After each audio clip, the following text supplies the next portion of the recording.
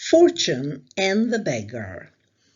One day, a poor man was walking from house to house begging for help. He had an old wallet in his hand and was asking at every door for a little money to buy something to eat. As he was grumbling at his misfortune, he kept wondering why it was that people who had so much money were never satisfied but always wanted. Once he met a friend and started discussing his thoughts.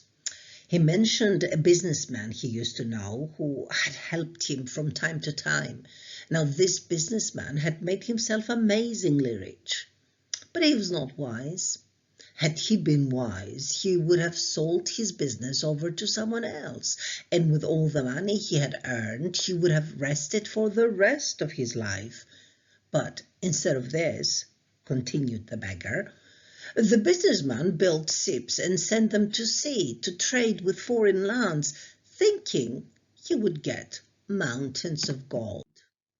But there were great storms on the water, and his ships were wrecked, and his riches were swallowed up by the waves. And, continued the poor man, now all the rich man's hopes lie at the bottom of the sea, and his great wealth has vanished.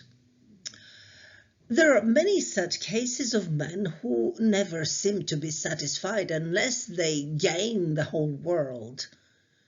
As for me, continued the beggar, if I had enough to eat and to buy clothing, I would not want anything more. Further down the road, the beggar came across a beautiful woman. You may find it hard to believe, but she was actually Fortune. Now, Fortune stopped, gave him a long, understanding look, and said, Listen, I can read your thoughts. I know what you are asking, and I will help you. Just hold your wallet, and I will drop some gold coins into it. The beggar could not believe his luck and eagerly extended his wallet. But, Fortune continued, remember this condition. What falls into the water will be pure gold. But if any piece falls on the ground, everything will become dust. Do you understand this?